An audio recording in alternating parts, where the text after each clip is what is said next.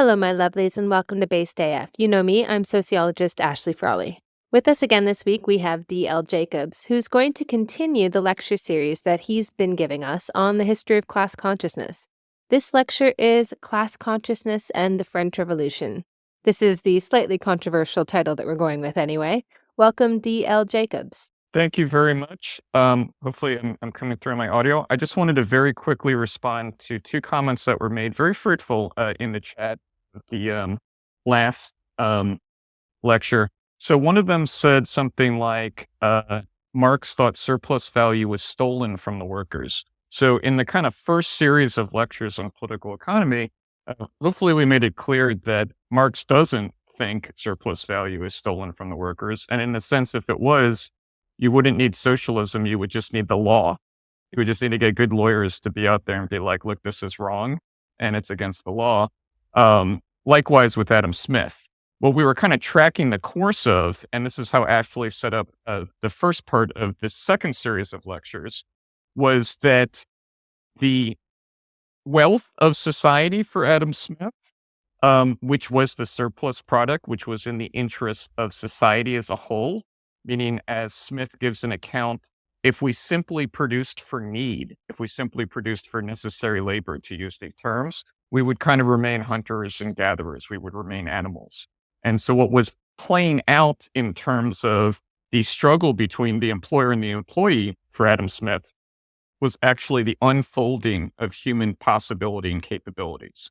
And we should even say that for Smith, the freedom of surplus labor was precisely that it was indeterminate. So we're not saying, oh, I'm producing more food or more houses because human needs may change in the future. We don't know what future humans will be like.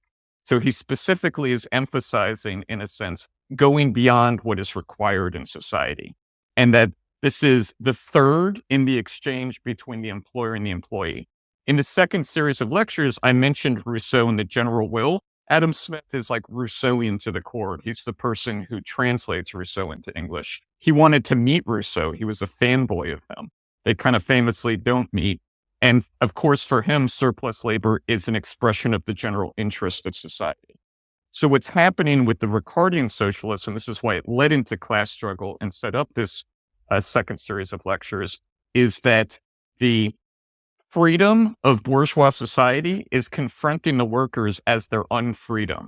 And this is what was being voiced phenomenologically by people like Proudhon, but even earlier by people like John Bray, John Gray, Percy Ravenstone, Charles Wentworth Dilke. All of the Ricardian socialists in the post-French Revolution period, actually contemporaneous with people I will talk about with in a second, like Thierry, Francois Guizot, and Blanqui. So in other words, what Marx got from them was the form by which the class struggle would take. It would take the struggle of this question of surplus value. And that's why I like to say there's a difference between surplus value and surplus labor, because surplus value, in a sense, is the reification of the wealth of nations, right? If you think of the way that Percy Ravenstone or Dilke would talk about it, the freedom of society rather looked like the kind of superfluity of the laborer. So superfluous labor, freedom, was instead the undoing of the laborer. This leads into another comment that was made that I mentioned for John Locke. Selling yourself into slavery was a self-contradiction.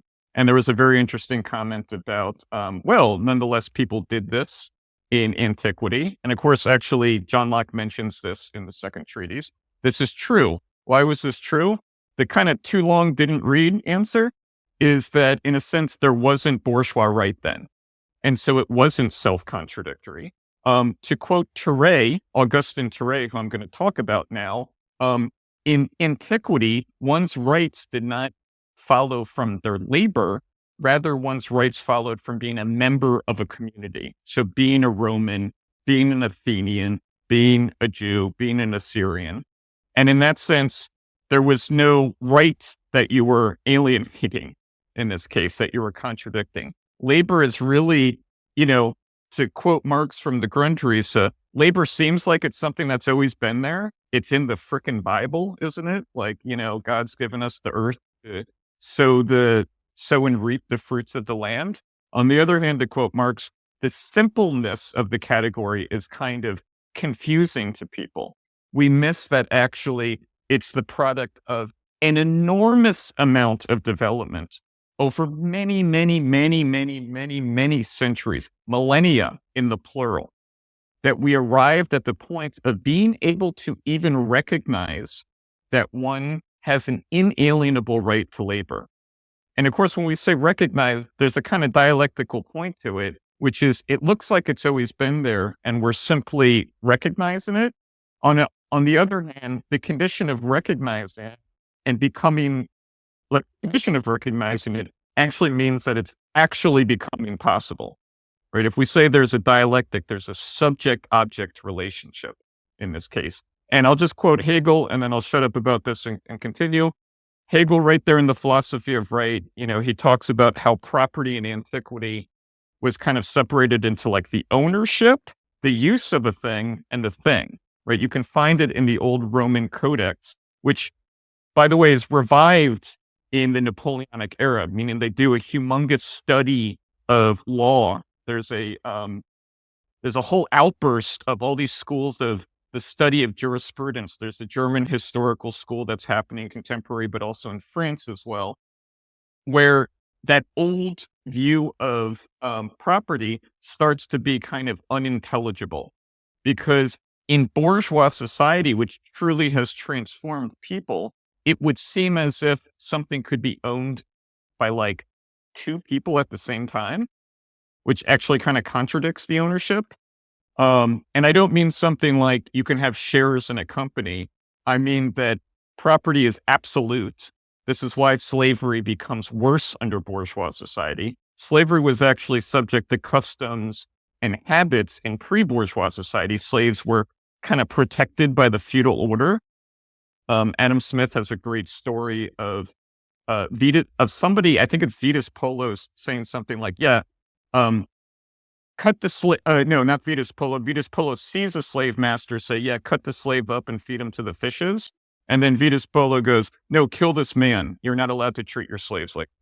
So it's only in bourgeois society that recognizes property as absolute, as emanating from us as inalienable, that property becomes insufferable in a way that was hitherto unknown. And that's why, to quote Frederick Douglass, Adam Smith already proved that slavery is ridiculous and unstable in bourgeois society. And it's bourgeois society that destroys slavery. We know that. Now, I was just talking about property. In the post-French Revolution, like the Restoration period, that's really what I mean. You have a lot of émigrés, as they call them, who return to France. And they return after Napoleon is, banished for a second time. And first the king comes back, then Napoleon comes back, and then Napoleon's banished a second time.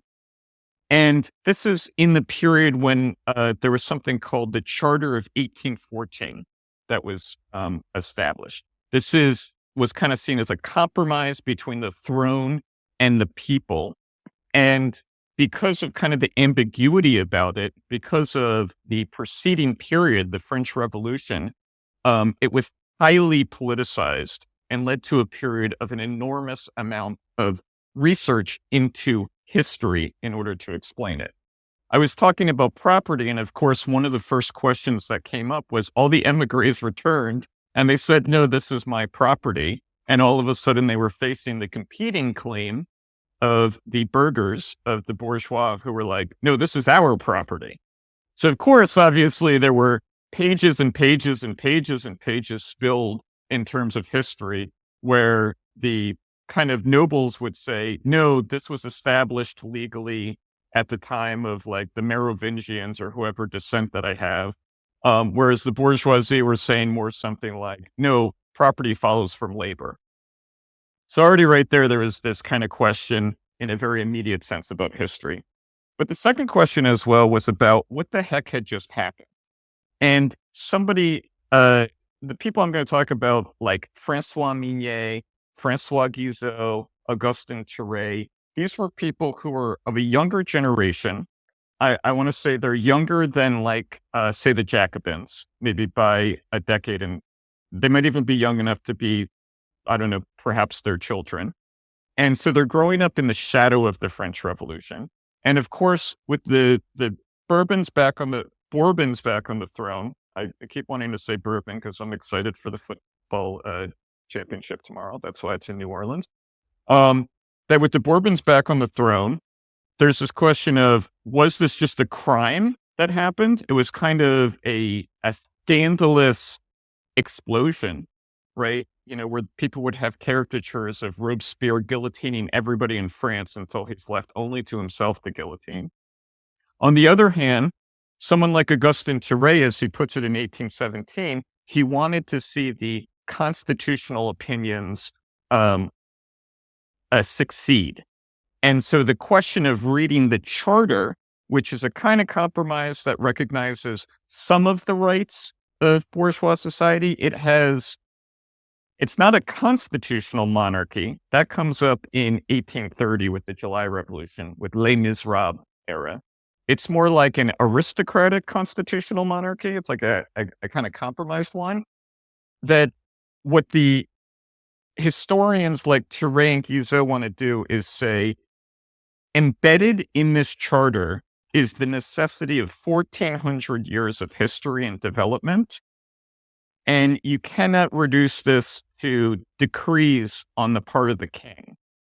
The emigres, the ultra royalists, de Maistre, someone who says, I don't want a counter revolution, I want a revolution in reverse. Someone like Félicité de Lamennais, who by the 1830s becomes a Catholic socialist, which should not be surprising. You can go from ultra royalists, you can be a conservative Catholic socialist. They want to just say the revolution was a crime. It was regicide. You just killed a king. Someone like Chateaubriand, who writes The Genius of Christianity, is saying, look, Christianity kind of made us civilized and humane, passionate, and then a bunch of atheists and lawyers came along and killed all of us in the French Revolution. Whereas Guizot, Thierry, Mignet, they want to say this was coming inevitably in a certain sense for centuries and centuries. And in order for them to locate the necessity, they can't locate it at the level of like the royalty and everything, the kind of histories that had existed where you would say, I don't know, Philip le Bel did this, and, Louis le Gros did this, and Henry IV did this, where it's just about what's happening with the courts and then the kings fighting each other and fighting the feudal lords. He has to, in a sense, locate it in the history that's been avoided hitherto. I think I referenced this last time. People like to have people's histories, right? They're like very democratic histories, and it's the masses, the toiling masses. This is what Thierry already does. So just to give a little background to Augustin Thierry, in 1814, right as the Bourbons are returning, Thierry was the quote unquote adopted son of Saint-Simon, who I left off with last time. So Saint-Simon's kind of theories and socialism had a huge influence on all of these later liberal historians, right? So someone like Augustin Thierry and Francois Guizot are claimed by the libertarians today. You can find like an article by someone like Cameron Weber or someone like Ralph Racchio over at the Mises Institute, who basically almost accused Karl Marx of like plagiarizing liberal class theory. They say, oh, actually, this was the real class struggle. This was the real struggle of the exploiters and the exploited between people who are not contracting with the workers. So you can think of the first two estates, as I talked about them last time, who are like parasitical and just taking a tax from people. This is what the libertarians say in America. Don't steal, the government hates competition, right? It's a great pun. I love it, right? Don't steal. That taxation is theft, all of these things. That they're like, oh, Augustin Thierry and Guizot had already given the true history of class struggle, the true fight for a society based on freely, voluntarily contracting citizens that was undermined in the French Revolution when they let democracy run amok. And I'll come and talk about democracy later. And So the reason then that I bring that up, of course, was to say that, of course, Augustin Thuré's history is influenced by like the infamous socialist himself, Saint-Simon, who Murray Rothbard, the anarcho-capitalist, calls a state socialist. So he was the adopted son of Saint-Simon. And, Ashley is a sociologist. She'll be familiar with the second adopted son, once Thuré breaks with them, who's Auguste Comte. So once Thuré breaks with them, Comte, who's still a teenager at the time, is adopted by Saint-Simon. Of course, Comte later also breaks with Saint-Simon as well. And they write this kind of plan for the reorganization of Europe that's based on like a constitution, based on cheap government. So Saint-Simon is very influenced by his experience in America. And while Saint-Simon sounds like a statist today, just to defend it, they have a kind of idea that if you put the scientists and artists and business people in charge of the government, they think it actually wouldn't lead to like a vested power group. To us today, that sounds like freaking, bureaucracy run amok. Like, just total technocracy. It sounds like what we suffer from right now. It's like a professional managerial class. He has more the logic that they would be so efficient, and if you paid them paltry wages so that they would have no reason for it, they would kind of do it in the most efficient manner. And for Saint-Simon, it would basically lead to the withering away of the state. This is why for Saint-Simon, you get the phrase from the administration of people to the administration of things. By the way, Marxism still kind of carries over this idea. It's there in the Paris Commune when Marx says, the ideas of cheap government are only realized with communism, right? So like, yeah, of course, libertarians should be communists because they're going to make the government, the goal is to make the government so like, I don't know, like secondary, like who wants to do that? Like jury duty. I don't know if people know about this. It's like people are trying to get out of jury duty. It's like, oh yeah, we're going to make you in charge of the Soviet. And you're like, I don't want to do it. Dear God, please. It's like mowing the lawn for me. I want to get out of it and live my life like that.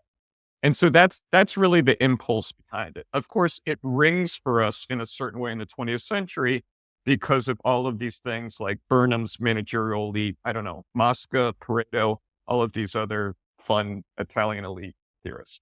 Okay, so Thuré breaks with them. And in 1817, he's saying, okay, I started doing historical studies because I wanted the constitutional opinions to succeed.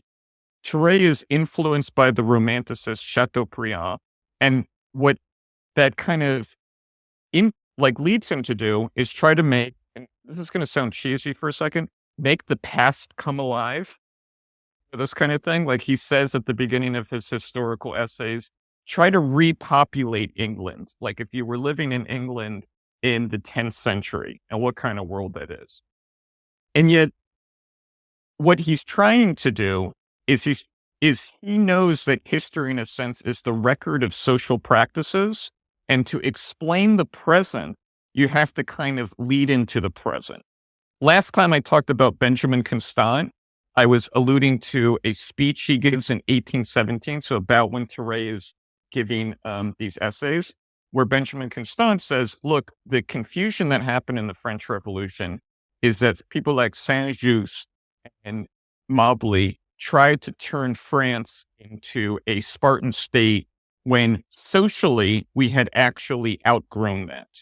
They're basically saying that the relationship to democracy had changed because bourgeois right labor had made it not only no longer adequate in a certain way, but actually contradictory, right? So democracy on the basis of bourgeois right, if you follow that to its complete logic, and I'm going to come back about this when I talk about Blanqui and Marx and Engels, if you follow the logic of democracy truly, you're expropriating the laborer, right? Like if you truly follow through on the logic of democracy, then you're completely undercutting the civil basis for the political rights. And so there is a role for democracy, right? You can think of like James Madison saying, okay, yeah, we do want a Congress. We do need the majority opinion to be registered, but it cannot be absolute. And actually, there's even this idea that checks on democracy allow democracy to truly be democratic, because what they allow is for people to reflect on the mass opinion and to reflect even on the one-sidedness of the mass opinion and to allow for greater variety and difference in opinion to emerge rather than simply trying to say what's popular at any moment. Meaning, as much as all the socialists talk about democracy today, also socialists don't like democracy because you don't want 5 people to tell you you got to give them all of your clothes and everything and everything you own and do whatever they do because it's a majority or something. So the question of democracy is reaching a kind of spectacular moment in the French Revolution. This is kind of what's motivating Guizot and Thierry. Thierry, and the way that Guizot puts it is that revolutions delocalize people because you can see institutions change. You sort of experience the transformation in humanity. And consequently, it opens up the past in a new way. So as Guizot introduces his history of the representative, what is it called exactly? It's like the history of the representative government in France or whatever. I'm probably screwing up that title, but it's just a giant sentence for a title. He just says, because of the revolution we just experienced, we can see things in the 5th century, in the 6th century, that didn't have the same meaning for us prior to the revolution than now. Meaning we can see that actually what looked like simple local forms of, he calls them just the barbarians. It's just the different Gaul groups that are continuing to coexist along with the early Merovingian nobility, and even the way in which I think it's up until Charlemagne. I might be getting that wrong, but like the early French dynasties, they still democratically chose the king. Not literally everybody, but the nobility would democratically choose them. It wasn't a pure inheritance. And he sees that as actually still the kind of lineage of the old German, French, like democratic assembly and procedure just being carried over. And, there's a long process of centuries and centuries until it becomes literally hereditary. So the reason I say this is that whereas histories had been written that had focused on courts and nobility, the experience of the revolution, the way that the third estate is no longer passive, these are the people, but steps forward as a political actor, to paraphrase a historian, Francois Mignet, who writes a famous history of the French Revolution. He's also a contemporary of them. That because of that, we can see past activities as actually being intimations of political practice later. So history is changing. History is historical. History is something that is not identical with the past. Meaning, when you think of history, you have to think that the historian has an active role. They're making a connection in a certain way. And because they're making a connection in a certain way, there's a logic, right? Obviously, someone like Hegel freaking runs with this. He just like runs with this all over the place. Immanuel Kant had already intimated this in his idea for universal history, but he just doesn't do it. He says it would be nice if philosophers would kind of take philosophy to history. In a sense, before Hegel quite does it, the French historians are already doing it. That history is historical, that history is determined in a certain way by the historian. It's determined by the historian both in terms of their selection of facts, their connection of the facts. The way that Guizot puts it, I love it, as he goes, the facts exist, but they have innumerable secrets that continue to make themselves known when we become ready to recognize them. So to give an example from Augustin Thierry, he talks about the commune. So the commune, the cities, the municipalities. He says if you ask any standard French historian, they'll tell you that they begin with the charters of Louis Le Gros. It's Louis the Sixth. Louis Le Gros means Louis the Fat. That's his name. I didn't choose it. That's his name. That's like the official Wikipedia name. And, the historians would say, oh, it just began with them because he allowed it to be the case. And Touré goes, this is like the standard mistake of historians, that they just assume that people kind of drop out of the sky and it's just the king saying things. And then all of a sudden, bippity boppity boo, by magic, you have a, municipality in these cities of like Orleans, Lyon, Paris. Lyon is like one of these crazy cities that like, you know, I guess since like the freaking 10th century, it has just been leading the freaking revolution. I mean, if you know your Marxist history, the class struggle for Marx and Engels and Rosa Luxemburg began in Lyon in 1831, as I'll talk about today. But apparently for Touré, that's also like one of the beginnings of the bourgeois revolution. So back to Touré's point, we can recognize the activity of the masses in light of the French Revolution, because we can see what played out in the French Revolution as being the end product of a long history of early intimations.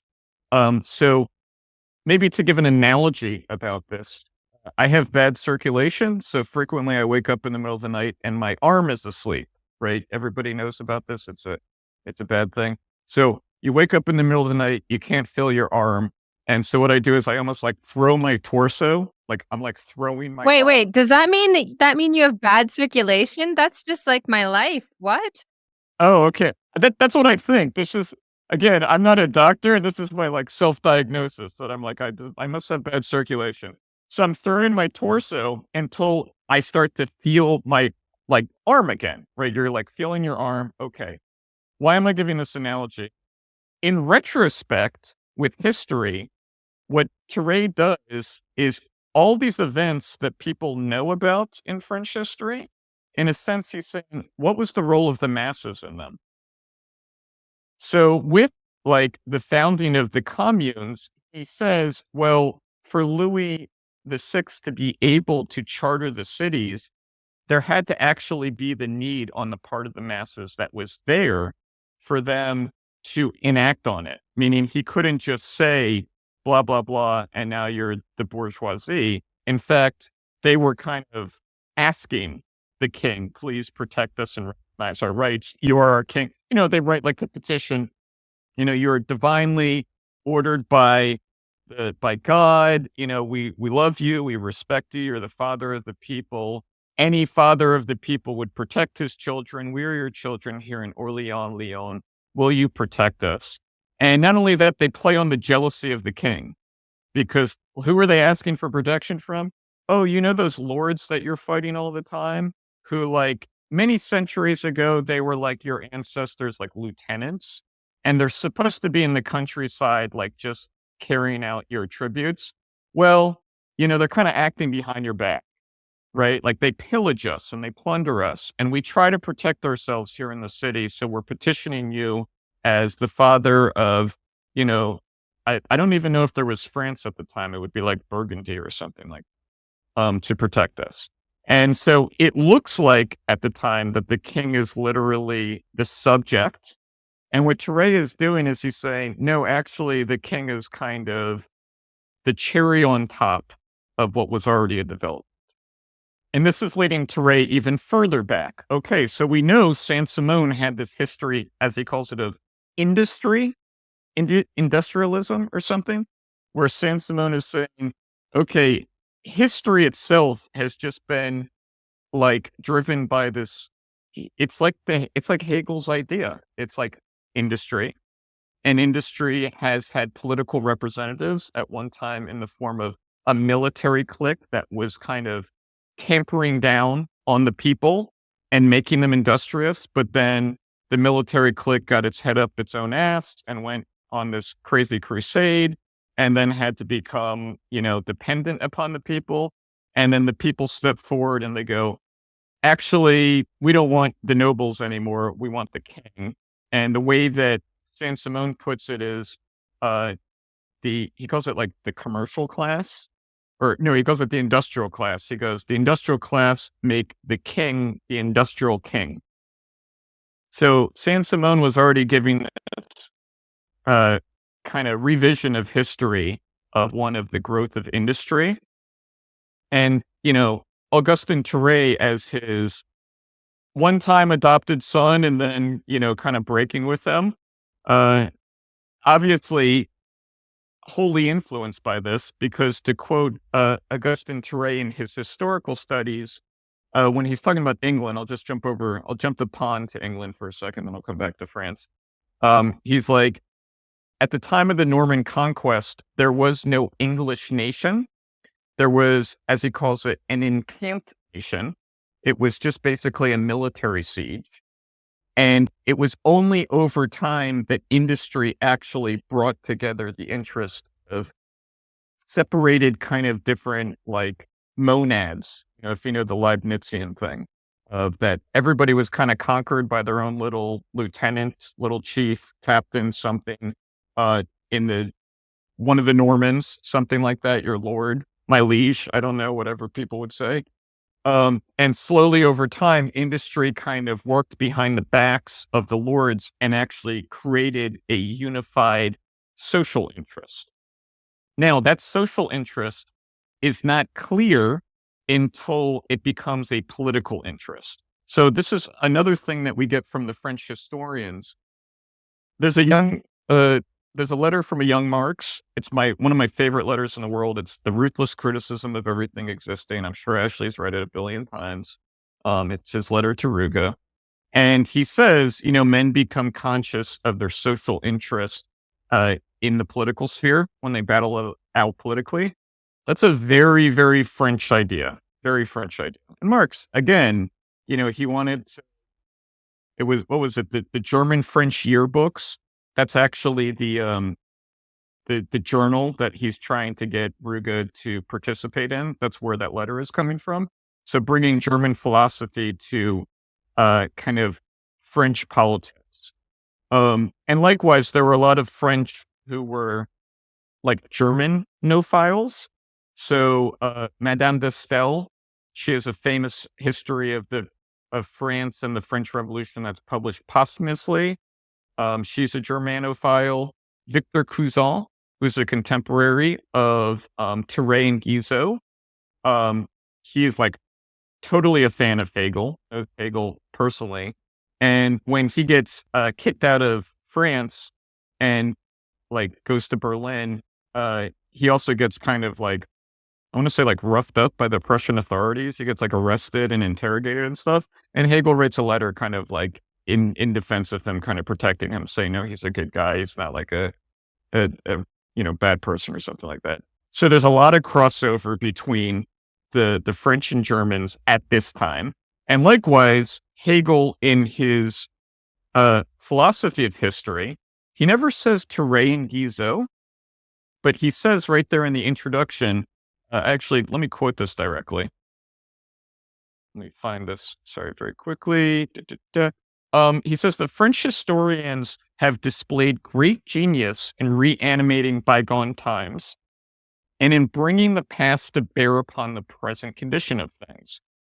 They, along with the Germans, have given us a history of history. Maybe this should be the title, History of History, a criticism of historical narratives and investigation of their truth and credibility. So it is like a French Restoration idea. It is a political idea. History is becoming politicized in this period. The fact that people like to quote, I also have another interesting fact. Comte de Roux, who was the uncle of Stendhal, if you know him, estimated that almost 40 million pages of history were printed in 1825 alone, but even in 1811, there were already 3 million pages of history. So, you can interpolate between there. They were ramping up histories because everybody is talking about where does this charter come from? What is the point of this? What the hell just happened? What was the meaning of this revolution? And to return to Thuré, I know I sidetracked myself too much. When he's talking about the 5th century and he's talking about the Merovingians, or he's talking about historians like to say this about the cities, he's obviously talking about the politics of the present. Like, what are the historians that he's critiquing? He's critiquing the conservative historians. He's critiquing the ultra royalists. He's critiquing the apologists, who are basically saying, oh, we needed the king to have order. And Touré is saying what's left out is actually the organizing fact of the people that didn't begin in 1789. It didn't begin in the storming of the Bastille. Because maybe if you were alive and you just see the storming of the Bastille, you're like, this is just a mob. What the hell is happening? They're just like storming the Bastille or something, or all sorts of mob violence. He's actually trying to say, no, there was a certain necessity to this. That the reason the masses stepped forward and were no longer passive, to quote Mignet again, with the calling of the Estates General, is because their political interests were becoming a necessity precisely because of the development of what they call the third estate, the bourgeois society of the people. So all of bourgeois society comes to look like, in the period of the 1820s, a class. So to make sense of society as a whole, they have to describe it as, at one time, a sectional group, literally located in the cities, that what it had done over centuries and centuries was kind of rehabilitate and synthesize the best aspects of Rome with the kind of post-Roman Empire period. This is an idea that is kind of there in Saint-Simon, but it's really Thérèse's idea. And Francois Guizot actually says Thérèse's genius is even in recognizing how the barbarians have played a part in producing modern humanity. So what are the things that are synthesized in, as Thérèse calls it, that Thérèse calls it the municipal revolution that's beginning in like the 12th century. So Rome kind of collapses in a way that is maybe like the inverse of the French Revolution. But we were getting it with Constant, that in a sense, it kind of collapsed on the basis of there was a need to go beyond what looked like the kind of locality of the city-states. That's already there in Greece, and that's leading into Rome kind of conquering. Rome's objectivity was one that it kind of sidelined. You know, it's like there are parts of Rome that kind of look like early bourgeois society, and all of this is very retrospective. It's not bourgeois society, but it's kind of like, they have a developed property system, like property administration, that takes on a new meaning in bourgeois society. But, you have things like, you have the freemen and the slaves. This is quoted right there in the Communist Manifesto, that you're having people freed from slavery, but they're not really able to do the same labor as the slaves. And so the needs of Rome are the need to continue to extend Rome, to produce new slaves, to produce a lot of, in order to like feed yourself, to run the plantation, to do all sorts of work that freemen couldn't do. There's also a need for the extension of land, and eventually some Roman citizens just kind of joined the Germans. Instead of fighting the German barbarians, they're like, okay, at least the German barbarians allow us to have land. Basically, Rome just kind of collapses on what to us in retrospect looks like still an inadequacy in the respect of, I'm going to say, human rights, but for me, that means bourgeois rights. The kind of inalienable aspect of labor that I was talking about at the beginning. Of course, famously, while this is happening, there's a oppositional force that's emerging, a little something called Christianity. And, Christianity had this, kind of idea that all men are brothers and sisters, or however you want to put it. In the eyes of God, we're all children of God.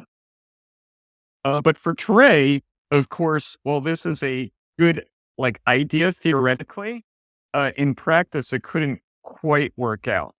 So over time, inevitably, while yes, I know, early Christianity, it was like more democratic and more communal, and this is why you get all sorts of Romanticism, for like Christian communism at the time of the declension of Rome, but actually, no, not quite.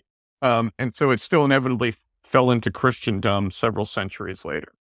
For Touré, what's happening in the cities is then a synthesis of one, the old Roman administration uh, had already been sort of rediscovered in the time of like Charlemagne and even earlier, I think Clovis as well, said, oh, go, rediscover the Roman laws.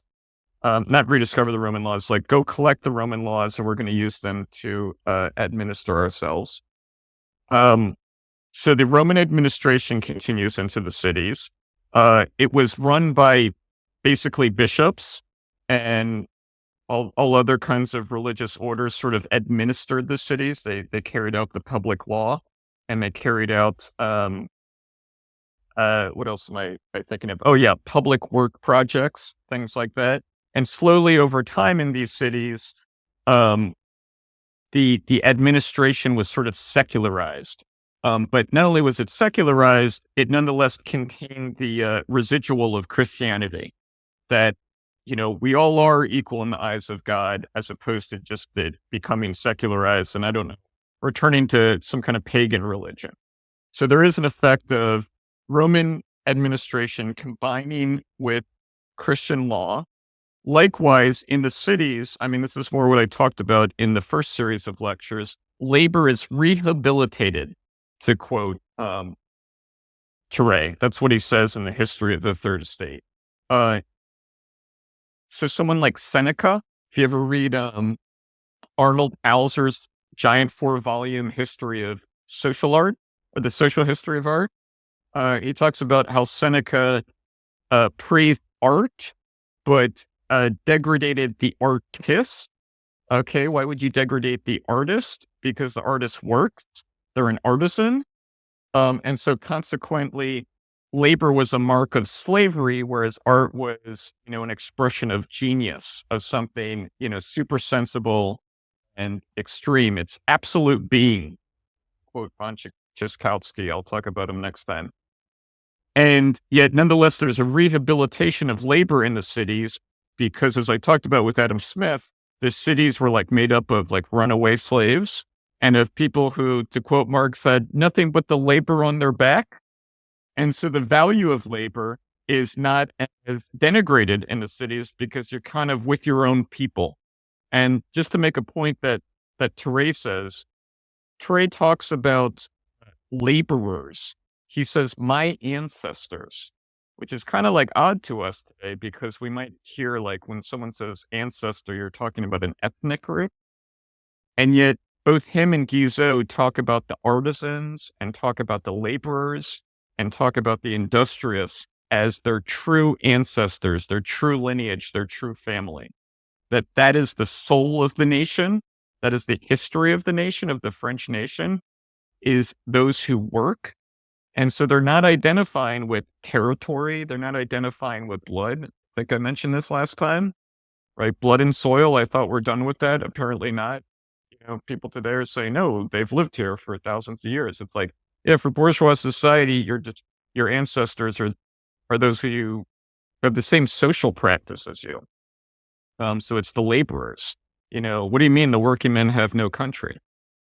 So for Touré, what's happening in the cities is Christianity is sort of being secularized in practice with labor, because in labor really is one where we're both equal and we're relating to each other, and it's a true fraternity of people. And in the cities, they are self-administering. They are, go ahead, Ashley. Yeah.